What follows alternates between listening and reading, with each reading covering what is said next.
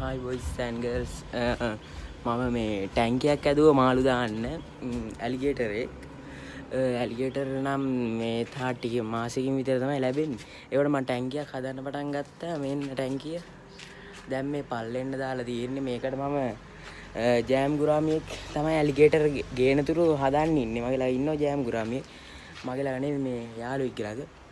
උගෙන් ඉල්ල ගන්න ඕන මේ ටැංකිය.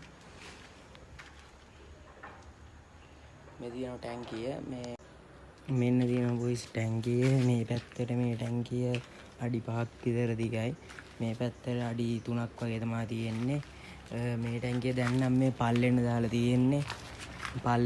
තියෙන්නේ පොල්ලෙලි ඊළාට LBC කොලයි ඊළාට මේ පූ කෙහෙල් බඩයි තමයි පල්ලෙන්න දාලා තියෙන්නේ මේ ටැංකිය හදන්න මට නම් වැඩි ගණනක් ගියේ නැහැ බ්ලොක් ගල් මේ පැත්තට හතරේ පේලි 3ක් ගහලා තියෙනවා.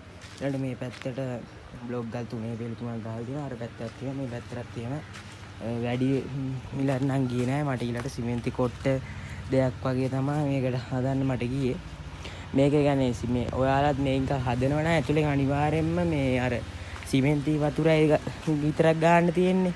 සිමෙන්ති වතුරයි දාලා දිය කරලා ගන්න එන්න එකක් තියෙනවා කොළපුයි කියලා අන්න එක ගන්න. දැන් මගේ මේව කොළපු ගාලා තියෙන්නේ කිසිම ලීක් එකක් නැහැ. ඊළඟට මෙතන තියෙනවා මේව බටේ. වතුර අයින් අඩු වැඩි වතුර අයින් කරන බටේ. එහෙම තමයි තියෙන ටැංකියේ. ඊළඟට මේ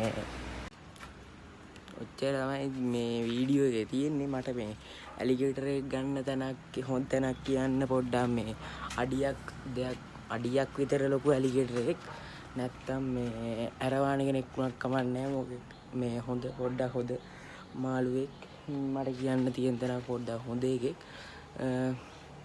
එච්චර තමයි කියන්න තියෙන්නේ.